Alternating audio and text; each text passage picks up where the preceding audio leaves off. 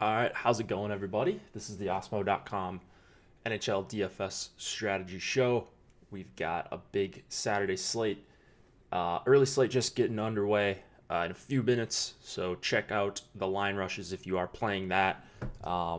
That's a turbo slate actually. So all the games start at once. So kind of like that. It looks like I'm looking at the lines right now.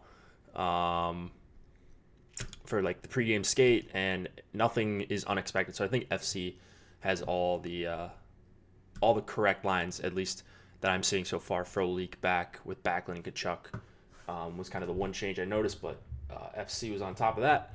So we should be good to go, squared away for the early slate. This is going to be main slate stuff, and we'll do lineup study from last night. Bloodbath again. Except for, of course, there's always a couple people that end up actually winning. But kind of another weird one. And we'll talk about free stuff that we've got going on.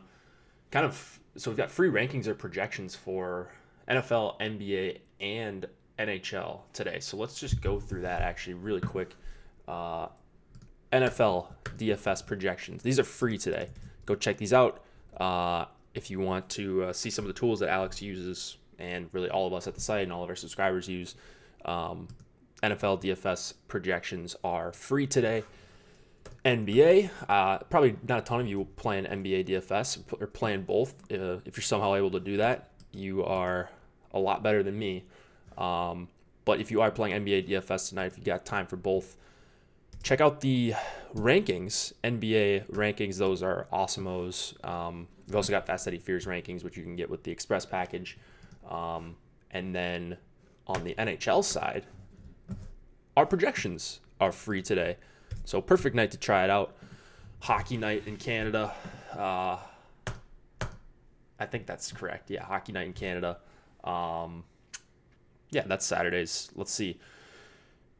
I don't mind the contest DK is rolling out on Saturdays this season. A lot better effort on their part, even though not really loving what they have today per se. But at least we've got some decent MME stuff, some higher dollar stuff. The $40, I mean, I still think that's terrible. It's a bad tournament, but we'll see. We'll see. I always end up throwing money into it because it usually overlays. So I still don't understand why they continue to roll that out. But they do. So whatever. They did make it smaller today, but it's still 20K up top. So the payout structure is even worse. For the 4-gamer, no, we're going to talk main slate only. We're going to go through all the main slate games. The 4-gamer actually starts, let's see. This 4-gamer actually starts in 20 minutes. Alex just messaged me running a bit late today, but he's going to try to have the ownership up by 4:30. Let me message him back quick.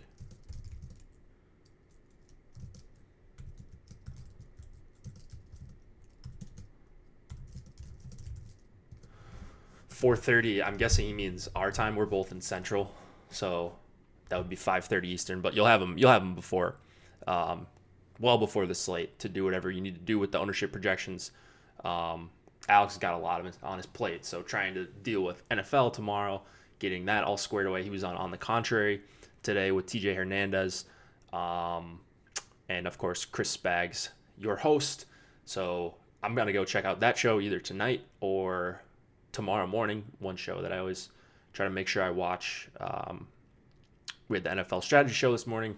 We'll have the normal NFL shows tomorrow. No NHL, but you will be covered with all of your NFL DFS research and live streams and your favorite people. We've got it all. All right. Yahoo Daily Fantasy Sports, always got to mention them. They are the presenting sponsor of the Osmo.com NHL DFS strategy show. Still running out a bunch of smaller contests for NHL. But lower management fees is what we like to see, and Yahoo is always offering that. So I think the max they've gone up to is like 12%.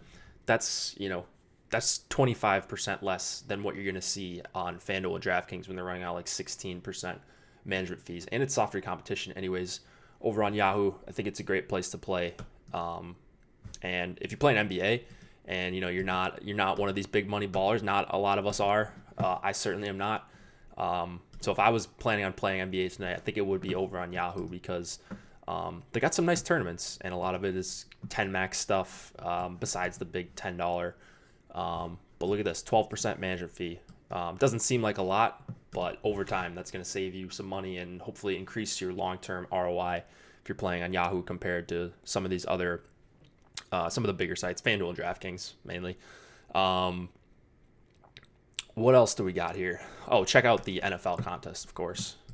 Big NFL contest. Can't really complain about any sort of sizing here. Yahoo gets it done for NFL. So shout out to them.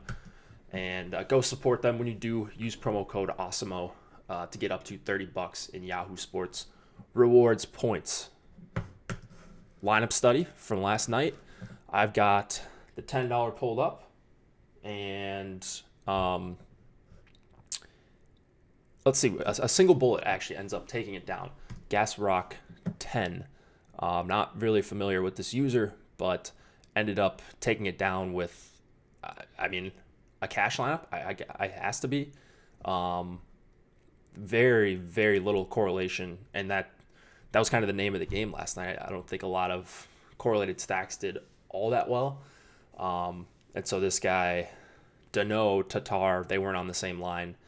They had a couple shifts at the end, but not the same line. And then Coyle, I thought was a pretty decent value. Pasternak, Malkin, more of a cash build here, and ended up taking it down. Shea Weber scored.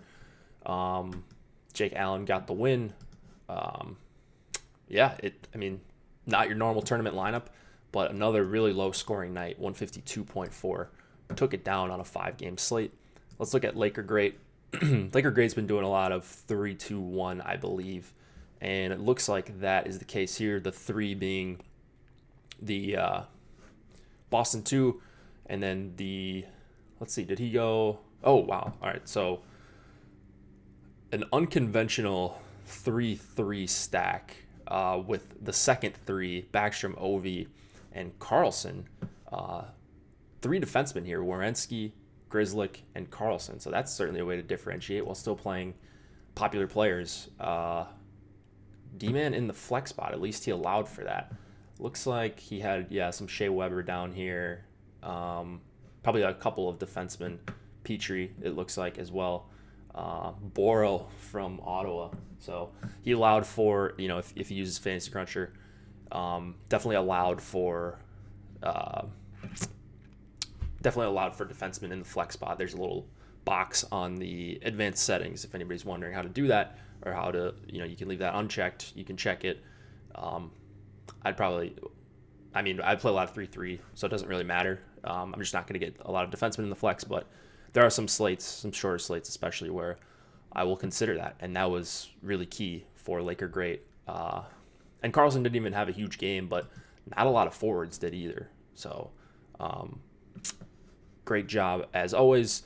146.9 gets you second place. Really, really low scoring night. Tom was up here as well. It looks like he snuck out a little bit of a profit.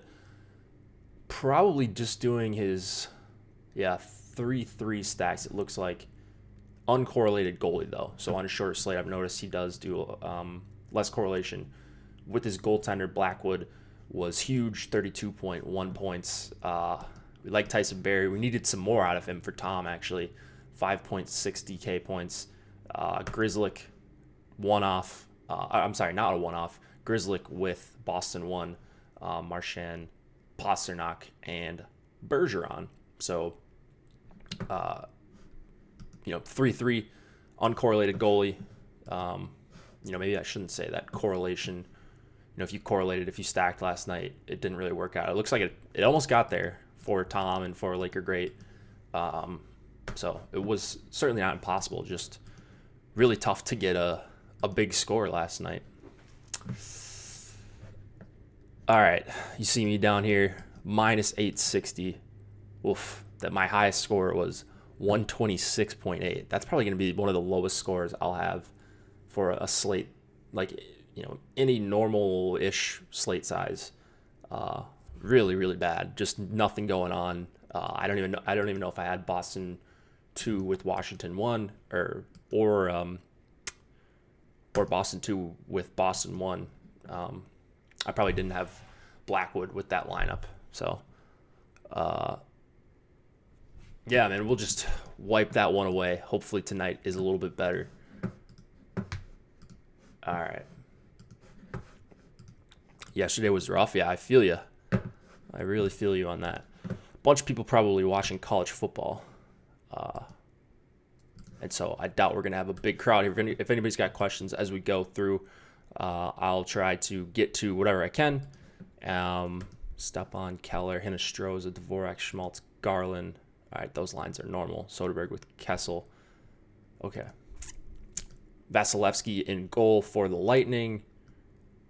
I'm just reading any Twitter news that relates to the early slate. Carson Soucy, first goal. Dickinson with Seguin and Ben. That makes sense. All right. Okay, I think we're set. Actually, do I have Koskinen in net on the early slate? I think I'm pretty much good to go. Rittich. Is Bishop confirmed? Do we know that? That's the one thing. Yep, Bishop is confirmed. All right, cool. I think we are... What about Jonathan Quick? Did anybody see any news on Jonathan Quick? Is he the confirmed starter this afternoon? Yeah, all right. He's playing. Cool. That concludes the reading Twitter segment of the show. And we are all set to talk about the main slate only. Does goalie correlation mean you have no players going against him? Goalie correlation means that you play a stack or, multiple players with from the same team as your goalie. That's a strategy I really like to use on bigger slates. I like to use it on all slates just because you want to lock in the win. Shorter slates, it's a little bit difficult because one goalie at 15% ownership could completely crush the entire slate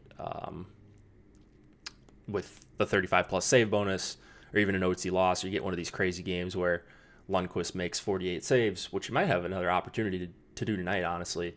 But correlation more important on FanDuel than DK because of the bonus. Yeah, probably. Wins are weighted higher. I wish they would just decrease goalie scoring all around for DraftKings. Just make them matter less. But with these bonuses, they made them matter more. At least it seems like. By the way, I hope Vegas gets wrecked again with these lines. Just got to get Cody Eakin going, right? But anyways, I guess I have a ton of Vegas, so I hope they don't get wrecked too bad. But yeah, I don't know what they're doing with their lines. All right, let's go through it. Caps Bruins, we've got a 2.9 implied total for the Caps, 3.6 for the Bruins. Braden Holtby and Yaroslav Halak in net, and both teams on the back-to-back. For me, this is a pretty easy game. I don't mind Washington 2 on this on the Washington side. Yeah, Vegas blender, I know. Last game we saw that, and they're sticking with those awful lines. On the Boston side, it's going to be Boston 1. It's going to be a lot of Boston 1 for me. The matchup against Backstrom, Ovi, Oshie, I mean, they've been okay defensively, but this is just a different tier of line, just really in a tier of their own as the best line in hockey. And so I'll play Boston 1 against really anyone. I hope people perceive this as a tough matchup. They probably won't, though, because of the 3.6 implied total. I'm expecting them to be somewhat popular. Maybe one of the few lines that reach double digits tonight. I don't really care, though. I'm not paying. I guess ownership doesn't get weighted in to my process as much as the slate gets bigger and bigger and bigger. So you're not going to weigh ownership the same on a 5-game slate as you would on a 10-game slate type of thing. So ownership projections still do obviously matter when you're comparing lines, but I think you just play the best plays tonight, to be honest. And I think Boston 1 is up there. Krejci, Bjork, and Coyle is actually a really good secondary line. So I don't think you need to do the Josh stack. Could you do it? I suppose you could. But I would like to capture out like multiple outlier performances. I think it's really difficult on a 10-game slate for that to be the nuts. You have to just run incredibly good. So I'm going to probably try to avoid the Josh stack. If one sneaks in there for one team, like I guess San Jose or something like that, I'm fine with that. But I kind of like both of Boston 1 and then Boston 2, I think, is a decent filler line. If you're going to a caps line, for me, I'm looking to avoid Backstrom, Ovi, Oshie. Just too difficult of a matchup with Boston 1 at home. It seems like you would have to run perfectly for Ovi, Backstrom, Oshie to be the nuts tonight. And could it happen? It absolutely could. I mean, they've been playing well. But this is going to be one of those where if the Caps put up a bunch of goals and Ovi gets a hat trick, I'm probably just losing. And I'm comfortable with that. Grizzlick, same thing as last night. I suppose you can one-off him. It's not really my favorite thing to do. I'm going to try to limit my Grizzlick in that if I'm playing Boston 1, I'll allow him in there. If it's not Boston 1, I'm probably going to avoid him as a one-off. I think he's going to be popular again, especially because he had a decent game last night. He got an assist. He got you, I think, 10.8, we said. So I'll try to go elsewhere when I'm one-offing. And I think McAvoy is even more viable tonight, playing with Boston 1 a ton at 5-on-5. So it's going to be Boston 1 plus this D pairing, Chara and McAvoy, going up against Backstrom, Ovi, Oshie, I think, for as much time as Boston can possibly have. Let's go to the other game. The next game, bunch of 7 o'clock Eastern starts. We've got a 2.6 implied total for the Sens, 3.4 for the Buffalo Sabres. Craig Anderson and Linus Allmark in net. And I think another... I was talking to a buddy, an online friend, and it's like all the home teams seem to be in really good spots. So I'm playing a ton of home teams tonight. It feels like I play a ton of home teams anyways. But tonight I'm just slamming all the home teams. And Buffalo is no different. So I love the top line. I'm not in love with how they've played at 5-on-5, but this is a really good power play spot against Ottawa. Kind of a weird game last night. Ottawa limited Philadelphia to like 29 shot attempts at 5-on-5. I'm not sure how many times they're going to do that this season against any team. But, home game, the Pajot line kind of dominated Philly 2, the Couturier line. So I don't know what is going on with Pajot, but he's been going nuts and kind of taking his line mates along for the ride, it looks like.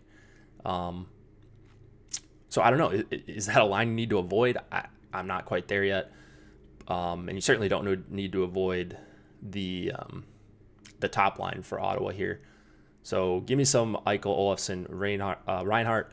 And then I like that Skinner's playing with at least okay line mates. I don't know, Rodriguez and Sheary, they're whatever. But he's listed on the second line. Like, I think there's decent minutes locked in, plus top power play time against the Sens. So I really like the second line. Skinner just shoots a ton. Rodriguez, Sheary are cheap. Maybe once ownership comes out, you can see the difference between Buffalo 1 and Buffalo 2 and make your call there. Maybe works as a little bit of a leverage play if Buffalo 1 is the chalk of the night. I think they're going to be up there. So I joke about playing everyone. I don't think if they're at double digits, talking Buffalo 1, that I'll quite get to double digits on them. But I think I have a couple lines ahead of them right now. I should say a few lines that are all in like the top tier, Nashville 1, Boston 1, I think Pittsburgh 1, the San Jose lines, like Montreal one, I think you can make a case. So there's just a bunch of lines in like the top tier. Buffalo one is certainly up there. For me, they're not quite, number 1, 2 territory. But if you can fit an Eichel, by all means, fit an Eichel at 7,700. If you're one-offing, I think that's probably a pretty great option. Defenseman, pretty brutal. Shabbat has been quiet, 5,700. I'm still getting to some Thomas Shabbat, which this guy drives me crazy. Not as much as I have. It's just going to be a sprinkle here and there in my 150 max. On the other side, Dahlin, 5K. He's going to be one where, like, I wouldn't want to play him. Like, he's not the type of guy necessarily that I want to play as a one-off. So at 5K, that makes it difficult. Like, he's not priced like Grizzlick. He doesn't have a ton of at least he hasn't shown a lot of upside so far this season. So power play stacks, sure, throw in Dahlin if you can find a cheaper stack to fit him with. But outside of that, I'm probably going to be avoiding him as a one-off. I like Montour a little bit as a one-off, dropping down in that price tier. I like him for 4K, so that's where I'll go. 22 minutes last game for Montour, so I think the minutes are probably going to be around 20 most games. He's a guy who per 60 grades out as a decent player for me, so it's just about getting the minutes. Allmark, a good play. I mean, I suppose, like, Ottawa can create chances, or they can create shots. So, yeah, I don't think, like, Buffalo's going to hold them to, like, 20 shots or anything like that. So, back-to-back for Ottawa. Maybe they come out a little sluggish. Don't think he's got a great chance for the bonus here. But it would seem like the win, like he's got a great chance for the win. I think they have like a over 60% win probability. Buffalo does in this spot. So, yeah, it's fine. Yeah, I think Buffalo isn't that great, but it's weird because like every goalie is in play, like almost every slate, at least like every cheap goalie, and Allmark's not even cheap. So, but compared to $8,300 Keith Kincaid, who might see like 22 shots, yeah, I'd rather go with Allmark there. Let's go to the Devils and the Montreal Canadiens. 2.8 implied total for the Devils, 3.3 for Montreal. I'm not sure if it's going to be Corey Schneider or Mackenzie Blackwood. The coach for New Jersey, whose name is escaping me right now, said maybe Blackwood goes 2 nights in a row. He said this before yesterday's game. So I don't know. Doesn't really matter for this slate. I don't even know why I'm talking about it. The thing that we're going to need to see is what does Montreal plan on doing with their lines. So Duren was hurt last night. He is on IR. That means he's out. And then Kotkaniemi could return to this lineup. And so now you might have 3 viable lines if things go the way I hope they go. And we've got a guess up here, right? So Danault and Gallagher back with Tatar. I think that would be very smart on Montreal's side. And if we do see that line, I'm going to be very heavy on that line. I think this is a really great spot for Montreal on the back-to-back. They're just coming off a big win. They get this terrible Devils team that can't generate anything. And now you put back, honestly, Montreal it's been one of the best lines just from a pure number standpoint. Not the biggest names on their line, but this trio has been as good as almost any line in the NHL over the last year and change. So I love Montreal 1. I like that they're all listed on the power play. Yeah, it's the second unit, allegedly, but who knows? And then you've got Domi and Joel Armia, probably with Byron. If that's going to be a line, I don't mind that either. Devils went in the blender yesterday. I think Heischer, Bratt, and Hall, it's just cheap. I think that might be an optimizer play. I also think that it's probably going to be Danault and Gallagher with Tatar going up against them, and that is a really bad matchup for them, I think. The Devils are a mess, I think. So I'm probably not getting to many Devils stacks at all, even with the 150 lineups. I'll look and see, like, did I get any of them? Oh, I guess I got some of the second line because they're just dirt cheap. Wood is always going to grade out better than a $2,600 player, but that's because he's been buried on the fourth line. And then Palmieri is fine at 5,700. But like, the more I think about it, if I'm getting to the Devils here, just running like a random crunch, like I think a lot of people probably will, because it's not the worst total. Back up in net, but yikes! This team stinks outside of Taylor Hall. Heischer and Palmieri obviously too, but I just think that if this line can't generate much of anything, they're screwed. So lock in those Devils for 7 goals tonight against Keith Kincaid. Certainly could happen because Kincaid is very bad. Weber, 6,300. Not one of my favorite guys tonight. Just a tough price point. Bunch of pay up defensemen, couple in San Jose. You've got Yossi. So I'm not going to get to a lot of Weber. It's going to be, and the problem with him too is he doesn't correlate on the Danault, Tatar, Gallagher unit. Let me check on these power plays actually and make sure this is what they rolled with last night. So just going to the Capitals game last night. Man, Montreal dominated. Jeez. They outshot them, out-attempted them by 20 shots. All right, let's see where Gallagher was. Yeah, so they actually were with Petrie, Suzuki, Danault, Tatar. Who's the other unit? They actually got more time than the other unit too. For what it's worth. All right. So Montreal, I really like them, especially this top line. Hope they're reunited. Just make sure that Tatar actually is going to skate with this line. I really hope they do. Rangers and the Florida Panthers. We got a 2.8 implied total for the Rangers, 3.9 for the Panthers. I believe this is the highest on the entire day. Henrik Lundqvist and Sergei Bobrovsky in net. And we've got Florida 1. I'm very interested to see this ownership because, yeah, they're super expensive, but they're also like arguably the best stack on the slate from a raw points perspective, depending on where you're looking.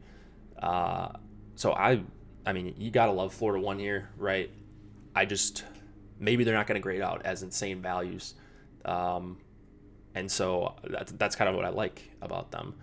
I don't think anybody's going to reach 20% ownership. I think Florida 1 might reach, 13, 14, somewhere in there.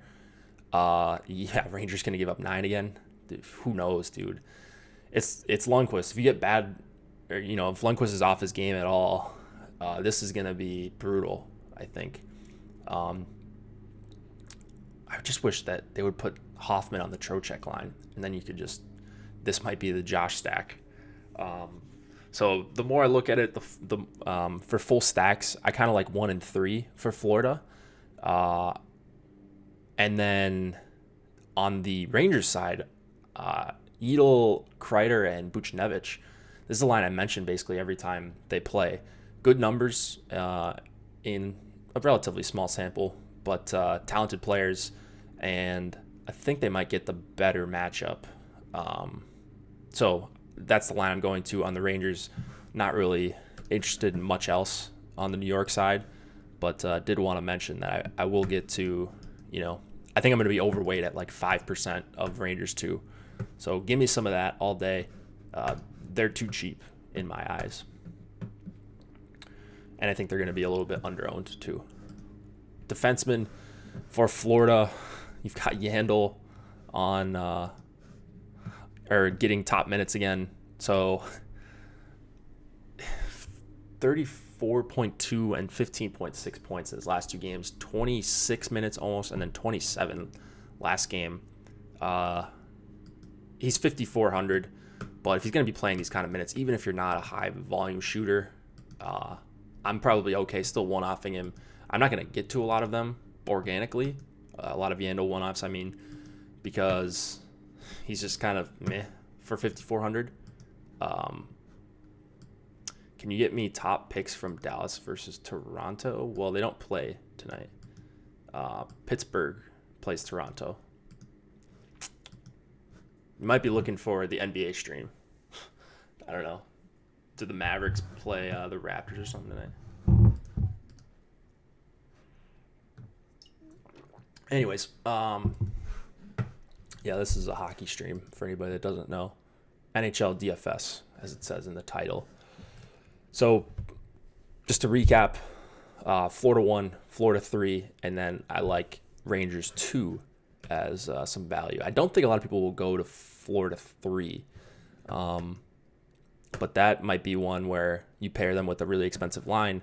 Maybe you do Josh stack it with Florida 1 and 3, but for a third line, I think people might just be turned off by 5,648 for Hoffman and Vetrano, and I hope they are, because that is a pretty talented line that you're going to get against awful Rangers depth and just an awful Rangers team. So I like it. I like it a lot.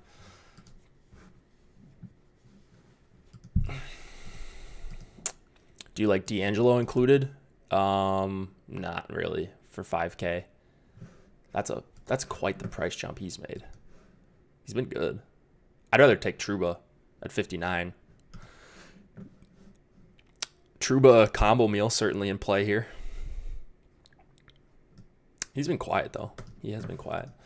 But the minutes are always up, and it seems like one of his spots where he gets 7-8 blocks and kind of gets there without even recording a point. It seems like it has that type of feel, just how bad the Rangers are defensively. So he might rack up points in an unconventional way for a $5,900 defenseman. But there's obviously a lot of randomness to that. So kind of kidding. But let's go to the other game. Islanders, Flyers, 2.8 implied total for both teams here.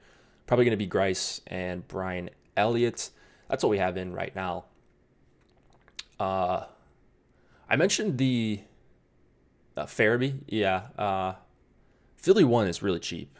So I actually think it is a really good spot for Philly 1. Giroux, Farabee, and Voracek going up against, I think they're going to go up against Nelson Beauvillier and Derek Brassard, and that line has pretty poor numbers defensively. So give me some Giroux, Farabee, Voracek, but they're going to be a popular mid-tier line. It's hard to imagine that they're not. Just with those prices, Giroux and Voracek, cheap, probably too cheap, and then you get the third winger for 4,200, Farabee, fully correlated. Like, they're going to be popular, so I don't think you're being secretive playing them at all. But the Barzal, Lee, Eberle trio has been pretty poor defensively as well. Be careful that line doesn't change. So that is the other thing too. Who knows what's actually going to happen with the line rushes for the teams that played last night, right? And they were terrible last night. I didn't see that, but if you're saying they're terrible, then coaches are willing to. That's a bad loss against Ottawa. Any loss against Ottawa is probably going to be a bad one this year. But they just kind of got outplayed. So on the whole, Couturier line got outplayed by Pajot and Nick Paul and Connor Brown. But I'm jumping right back on Philly. I like the second line as well, just sick numbers, and they're locked in for some pretty decent ice time. Yes, they're going to be in a shutdown role against Barzal and Lee and Eberle, but like I mentioned, pretty poor numbers for the Barzal line, over 70 shot attempts per 60 so far. And they were a high event line last year too, so you would expect there to be chances for the Couturier line. So I just think the math kind of checks out for playing both of the Flyers' top lines. And I guess if I was going to an Islanders line, unfortunately it would be Nelson, Beauvillier, and Brassard, but I was getting them as kind of a value filler. I've already limited them. They're gonna be very low exposure for me. not necessarily looking to play a ton of Rhode Islanders with a 2.8 implied total. Giroux, Voracek, Michael Raffle. Jesus. Is that just, yeah, if the game goes the wrong direction. Okay. So it's just speculating, but yeah, that makes sense. Other than Hoffman, Barkov, Fox, and Trouba, who would you take in the Florida versus Rangers game? Vetrano. I like Vetrano. Barkov's line mates too. You can take Trocheck one off. I also mentioned I like Rangers' second line too, the Edel line with Buchnevich and what's his name? Kreider. What else do we got here? Provorov D. Yeah, you could play Provorov, of course, with Philly one. Probably Niskanen or Gostisbehere are better chances with Florida too. Or Florida. Did I say Florida? I meant Philadelphia. With Provorov, and then the power play two guys with the Couturier line, or just run the lines out without a defenseman. I think that's also a perfectly fine strategy. Let's go to the Leafs and the Penguins, still in the 7 Eastern games. Not going to attempt to pronounce this guy's name. Kazmir K. His name cuts off anyways. I was looking at it and I was like, well, people will know who I'm talking about. So this goalie going for the Leafs. We got Tristan Jarry for the Penguins. 3.2 implied total for the Leafs, 3.3 for the Pens. And both these teams played last night. Matthews line. Yeah, they played last night. I really love Gensel, Malkin, and Rust. I get that it's an expensive price tag for Rust. They played incredibly well last night at 5-on-5 in terms of just like shot generation. 20-6 shot attempts for when they were on the ice. And so, I always like seeing that. It's a short sample. You can't just take that to the bank. But I think they're still going to be good offensively no matter what. Not sure who exactly they're going to go up against. But that's the line I'm targeting in this game. For the most part, I think you can go, you can run it back, not run it back. You don't have to game stack, but you can, of course, go with the Matthews line. They've been fantastic at 5-on-5 at generating shots and chances and all of that. Tavares line, I suppose, but if I'm going to just one Leafs line, it would almost always be the Matthews line when we've got this big of a difference between Matthews and the Tavares lines. So mostly pit one here for me, and then we'll see if I get to any of the Matthews line. They honestly might not make the cut, which is a little bit scary, especially with going into Pittsburgh, 6.5 total, no Crosby. So I do need to get to some of Toronto. We'll see. Let's see. Matthew Perreault goal. Fantastic. Just how we drew it up. Defenseman here. You got Schultz, Pettersson, Ricola. I'm just probably sticking with Schultz for the most part. The D-men versus Toronto. Everyone loves to play those kind of guys. And I think I'll be doing that as well. I need to give Schultz a manual bump because just to factor in that he is playing on that top power play. Obviously, a huge deal. Even without Crosby, you get Malkin, Gensel on that unit with him, so I still think they're going to be probably okay. Matthews, Nylander, Tavares. Sure. Boston one over Florida one, cash. Well, I don't know. I wouldn't stack in cash. You could play a party from each of those lines if you want in cash. I don't know. If I played a bunch of cash, I wouldn't intentionally stack. I would just kind of let the projections tell me what to do. And obviously use some of your own intuition there. But, yeah. Depth lines for Pittsburgh. This third line, once again, a little interesting to me as a filler. I kind of like them. So Florida 1 and I think, or Florida 3 and Pitt 3, a couple of my favorite kind of deep filler lines. I don't even know if Florida 3 is going to be deep, but they're a little bit expensive, a lot more expensive than what you're going to see for a lot of third lines. All right, let's go to the Ducks and the Blues. We've got a 2.4 implied total for the Ducks, 3 for the Blues, Gibson and Binnington. Binnington's confirmed. You would think it's going to be Gibson here for the Ducks. And so the Blues, they're annoying here because they have an okay total, 3, maybe a little bit more than 3, depending on where you look. Neither of their lines have been very great at 5-on-5, but they're incredibly cheap. And so, well, I guess the Shen line's cheap. And then now you're probably going to get O'Reilly going up against the Getzlaf, Ritchie, and Kasha line, I would think. And then Shen, Schwartz, Thomas against this line for the most part. I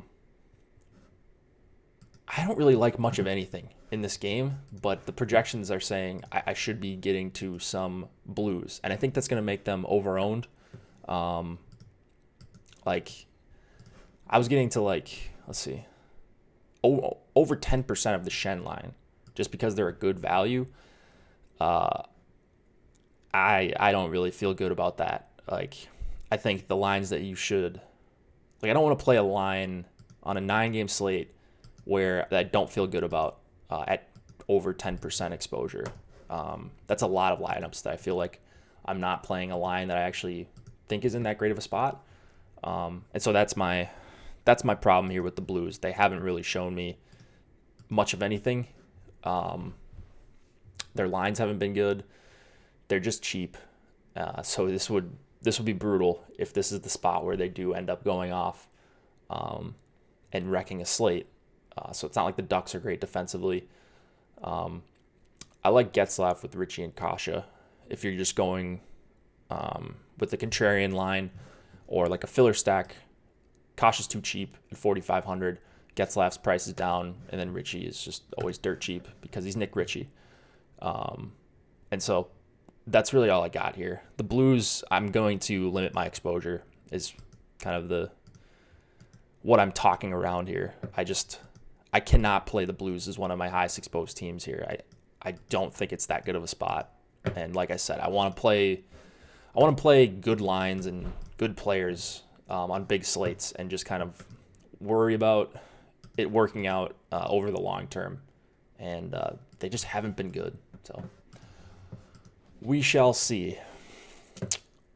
Pietrangelo at 6,200. You can pair him with either line.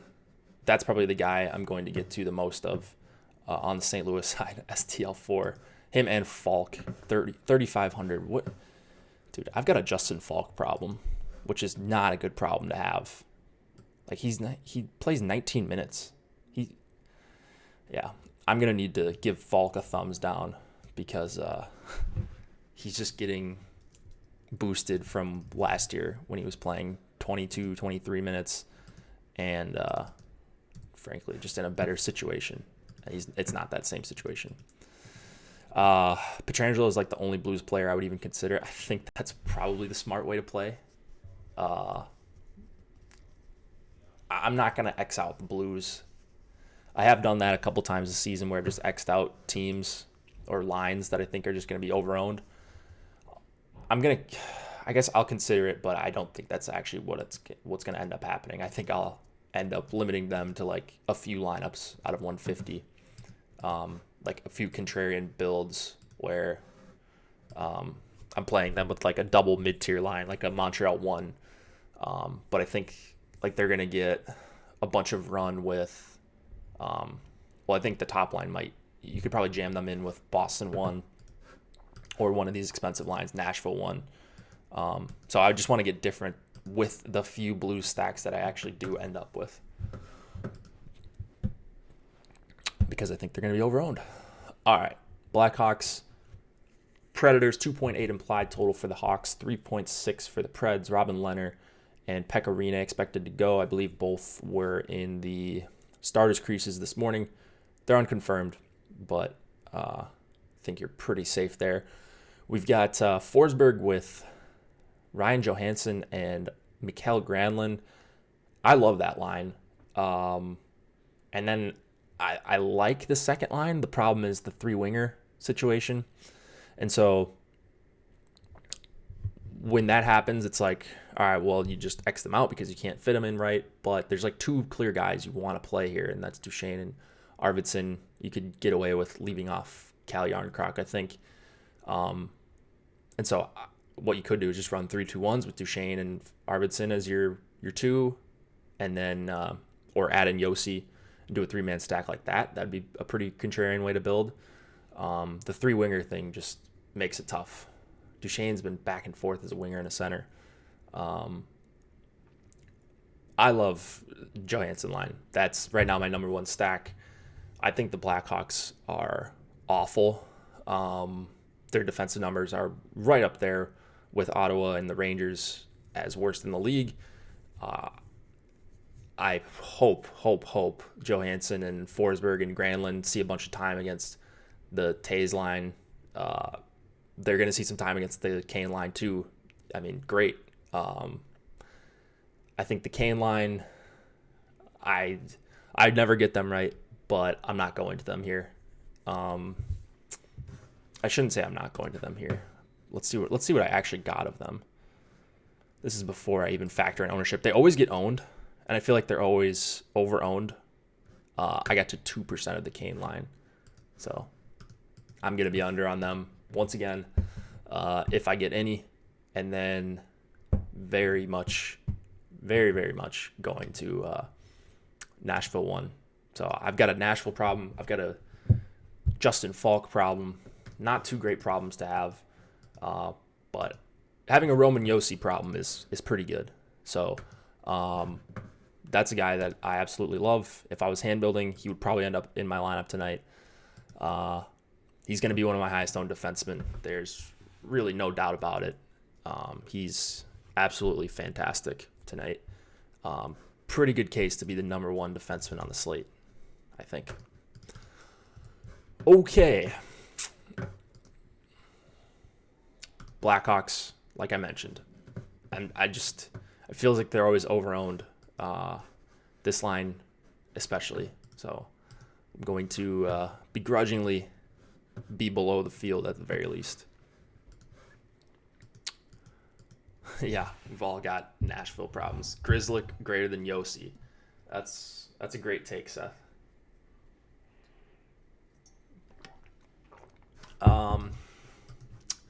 Yossi's the GOAT. Colorado, Vancouver, 2.8 implied total for the Avs, 3.3 for the Canucks. Anton Bibe, butchered that. Thatcher Demko, know that one. And we've got Nathan McKinnon once again. So got quieted down a little bit in that Edmonton game where McDavid just did McDavid things. And now you're going to get McKinnon, Donskoy, Calvert going up against the Horvat, Pearson, Virtanen line, I would think. And I think that's going to open the door for Pettersson, Miller, Besser. So I'm pretty excited about them in this spot. I like that they're back together. I like that they're pretty expensive. They're going to be not in the Nashville 1, Boston 1 tier for me, but they're in that next tier for sure. I just love the way they played. Hopefully get to feast on this Colorado depth. And I think there's a decent chance they just go pretty overlooked. First line, love them. They destroyed Colorado last game they played. They've destroyed a lot of people. The numbers are phenomenal at 5-on-5. And they've had good results too. So not just a Corsi thing where, they just put up a ton of shots and suck and score one goal every 3 games. This line can really score, and the total's good. I just think you can only play so many lines, right? And I'm trying to play everyone, but I actually am pretty excited about being on the Pettersson line for the first time, and feels like when they're not going to be crazy chalk. All right. Anything else in this game? Let's see here.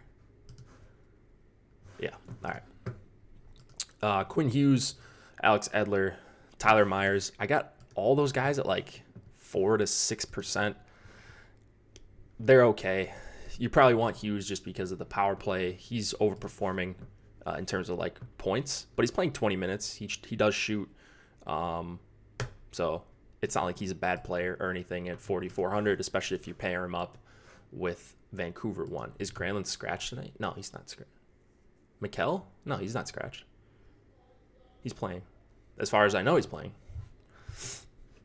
Kadri, a good play tonight for 4,500. No. Yeah, at 4,500, he's a fine play. Not one of my favorites.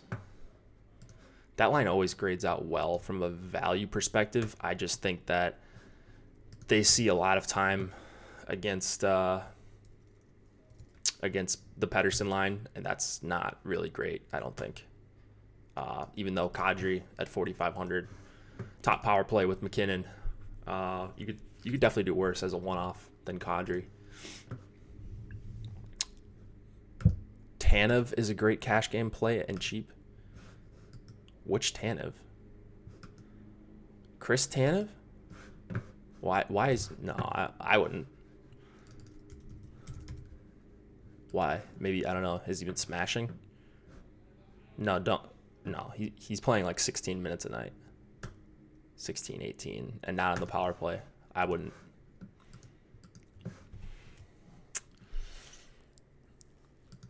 Oh, they have Arvidsson. Fanduel has Arvidsson. Oh. They went like that at practice a couple days ago, and then I think this morning they had Granlund up there.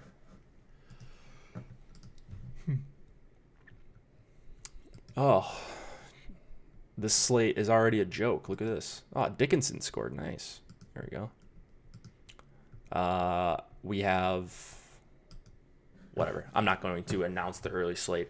Let's get out of here. Cale Makar, if you're going to the McKinnon line. Nice add-on.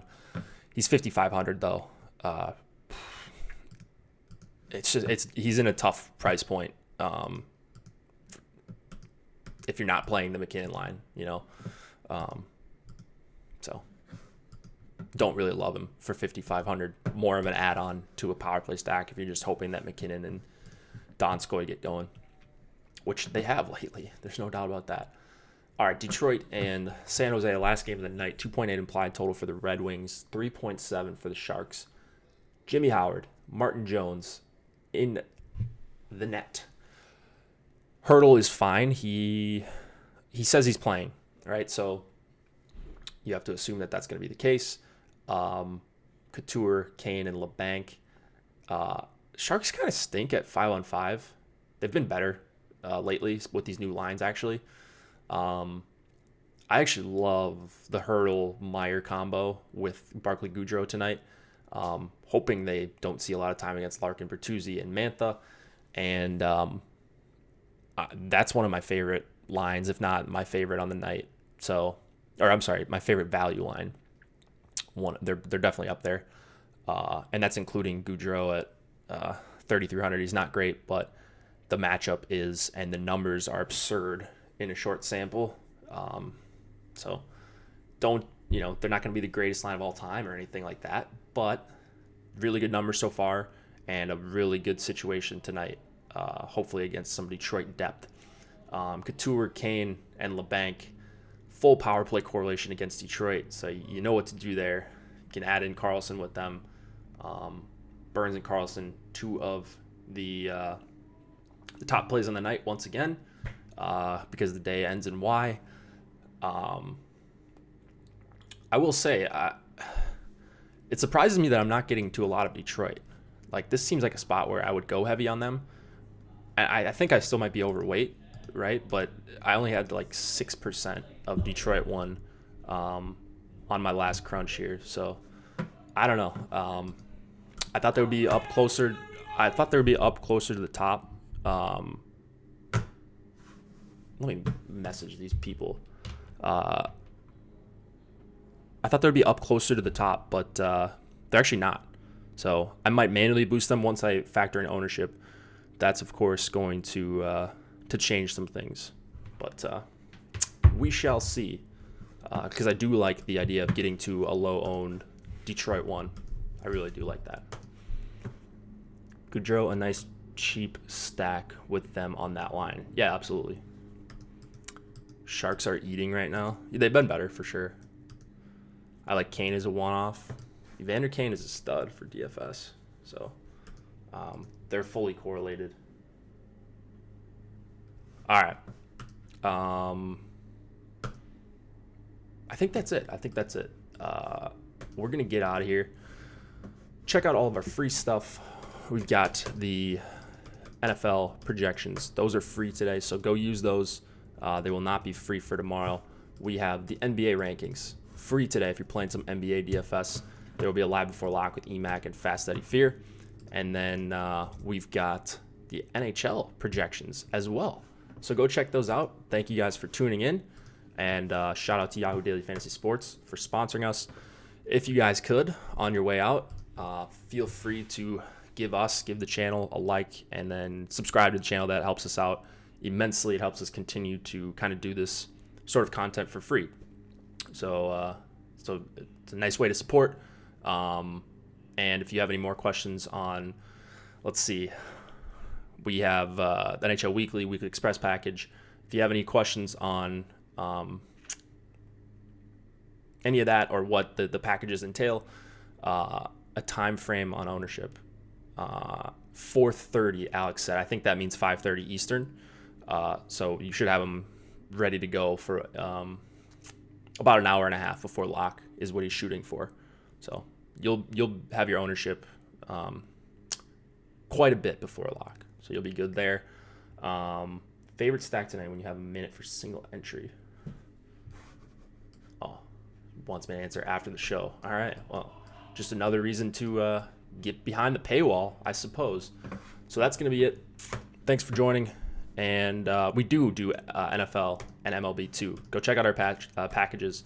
Awesemo.com/join is how you check out all those. Good luck tonight, guys. And we will be back on Monday.